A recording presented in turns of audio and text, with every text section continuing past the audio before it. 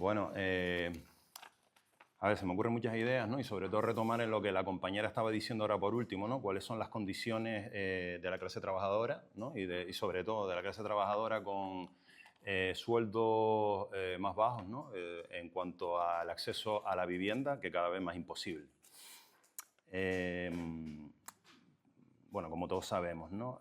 A ver, por sintetizar lo más posible, porque claro, cada vez hay más gente en situación de calle, en lo que vienen a llamar ahora con los términos anglosajones co-living, co-housing, es decir, compartir viviendas que son de precios elevadísimos y en los que a lo mejor vemos viviendo, no sé, 2, 4 personas para poder hacer frente a los pagos de la mensualidad.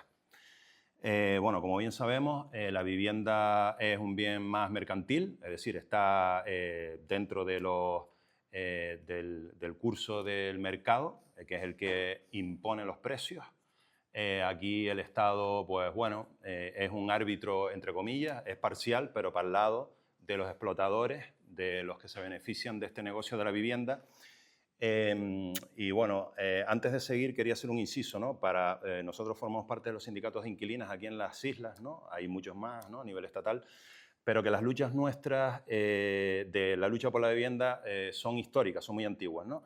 Tenemos las ligas de los inquilinos en la Primera República, las luchas vecinales durante la transición, los sindicatos de inquilinas en la Segunda República, la plataforma afectada por la hipoteca, etcétera, etcétera. Estamos hablando de un problema de carácter estructural que tiene que ver con la reproducción de nuestras vidas, ¿no? Y que en este momento, ahora mismo en el que estamos viviendo, pues está claro que hay una intensificación de esta problemática y está llevando a cada vez más personas a vivir en la calle directamente, como podemos ver aquí mismo en Tenerife, Santa Cruz, Arona, Deje, Puerto La Cruz, etcétera, etcétera, y en las demás islas, como en Fuerteventura, en el caso nuestro, ¿no? Que venimos de estas dos islas, viviendo, como decía antes la compañera, trabajadores de la hostelería, pues viviendo en coches, viviendo en tiendas de campañas en las playas, y etcétera, etcétera.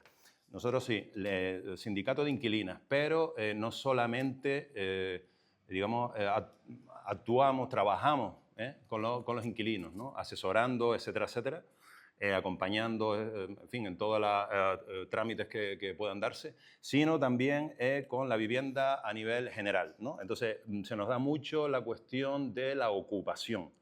Y también, pues bueno, hemos hecho frente a todas estas matones, ¿no? que se dan, pues se vienen a echar a la gente de las casas, ¿no? Entonces, pues estamos enfrentando también esas situaciones de violencia directa, ¿no? Con estos elementos mafiosos, ¿no?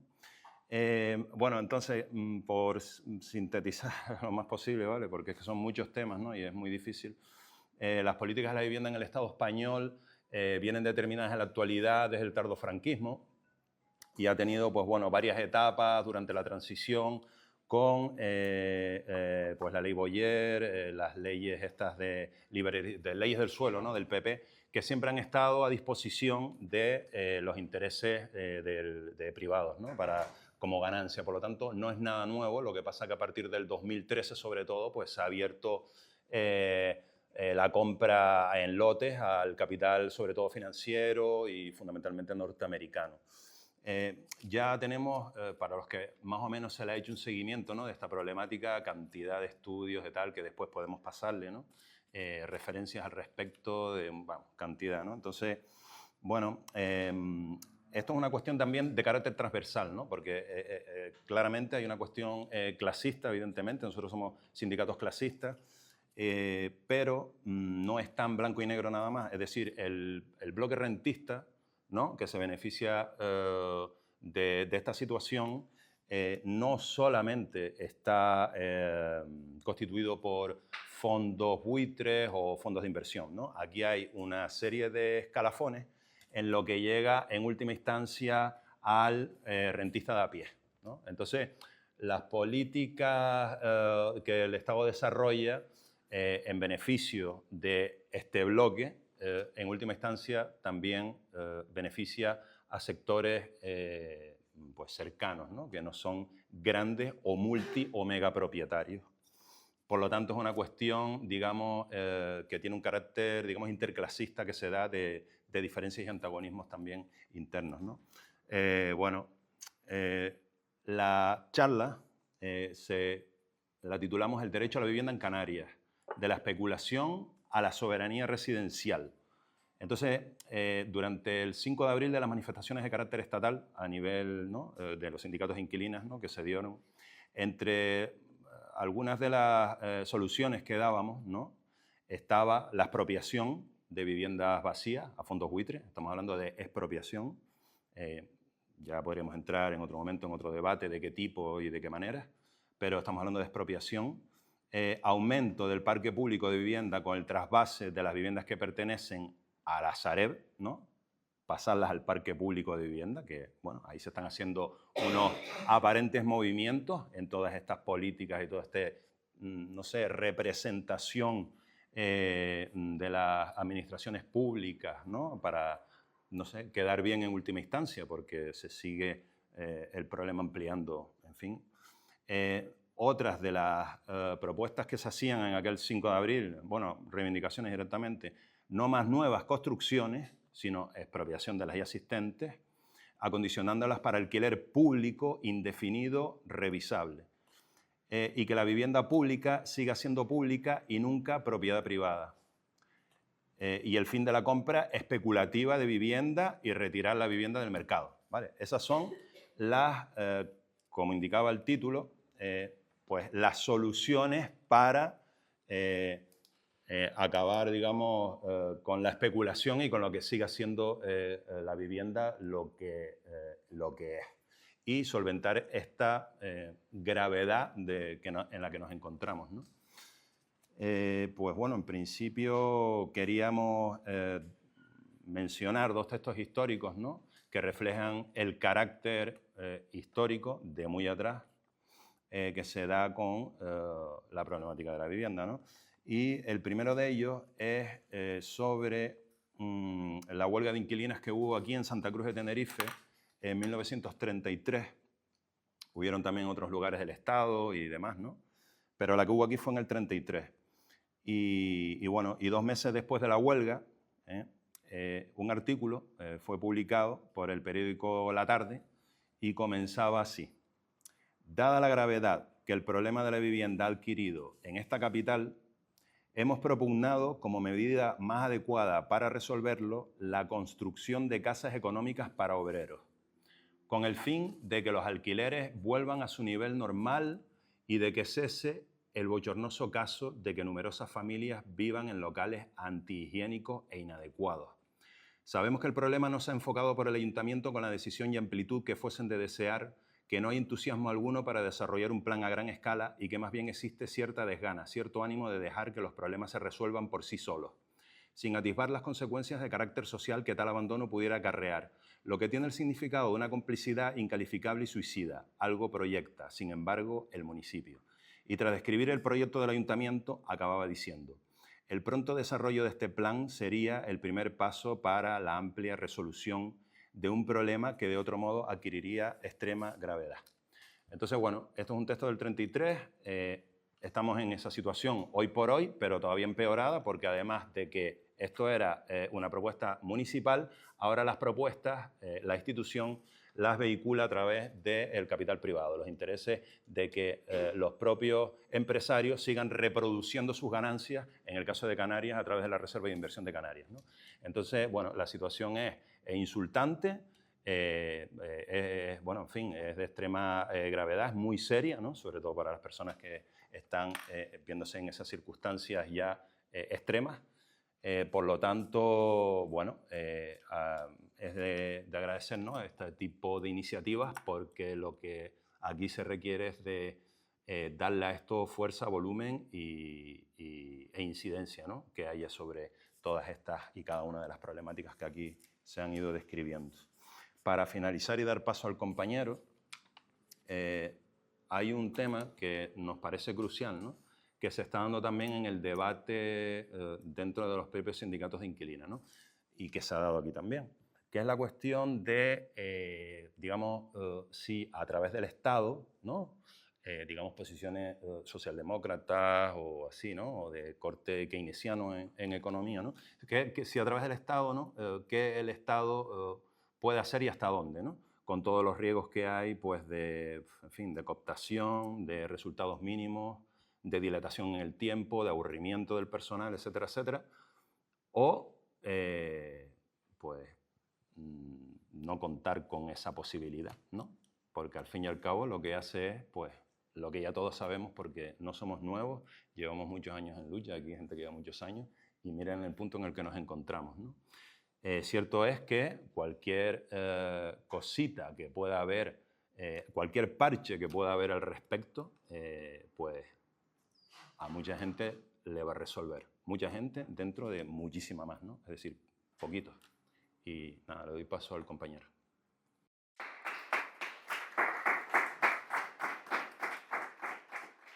Vengo en representación del Sindicato de Inquilinos de Fuerteventura y desde el sindicato les agradecemos que nos hayan invitado, nos hayan permitido participar en este proceso que creemos que el Frente Común en Canarias y a nivel planetario es imprescindible si queremos tener unas mínimas garantías de supervivencia como especie, ¿no? En el caso de Fuerteventura, igual que en Lanzarote, como comentaba la compañera, el tema de la vivienda es sangrante. De lo que hemos comentado anteriormente, cuando se quería hacer una especificación sobre la vivienda pública, que siga siendo pública y nunca propiedad privada, es porque en el Estado español se da un caso que creo que en Europa no se da, en el resto de los países de Europa, que es que la vivienda de protección oficial tiene derecho a compra. El Estado le da a una familia una vivienda de protección oficial, va pagando unas mensualidades pequeñas y ya con el paso de los años tiene derecho a la compra a un precio muy barato y luego, a su vez, la puede vender. Y entonces las viviendas de protección oficiales forman parte del mercado inmobiliario y las personas especulan con la vivienda de protección oficial, con lo cual lo que estamos haciendo es subvencionar desde el Estado la especulación directa con la vivienda, ¿no? Entonces, esa figura se debería quitar inmediatamente. Las viviendas de protección oficial tienen que ser del pueblo, para el pueblo y en el pueblo. Esa era una de las aclaraciones, ¿no? Luego, pues también dentro de los textos que hemos escogido para poner como ejemplo, hay uno de Engels, que entre 1872 y 1873 hablaba del problema de la vivienda y escribió: una sociedad en la cual el propietario de una casa tiene, en su calidad de capitalista, no solamente el derecho, sino también, en cierta medida y a causa de la concurrencia, hasta el deber de exigir, si consideran los alquileres más elevados, en semejante sociedad la penuria de la vivienda no es en modo alguno producto del azar, es una institución necesaria que no podrá desaparecer con sus repercusiones sobre la salud, etc., más que cuando todo el orden social que la ha hecho nacer sea transformado de raíz. Esto es de finales del siglo XIX, o sea que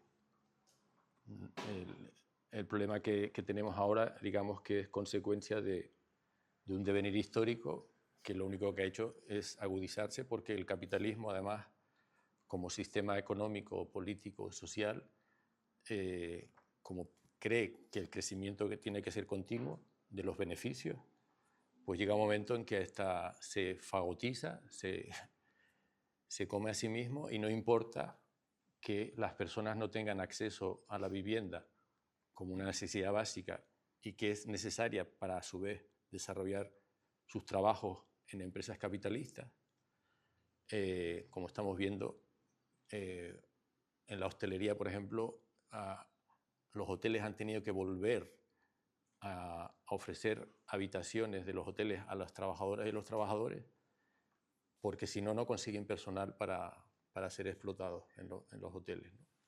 Que era algo que antiguamente ya existía y hasta tenían apartamentos, y que luego evidentemente eso fue abandonado porque era una forma de conseguir que los trabajadores y trabajadores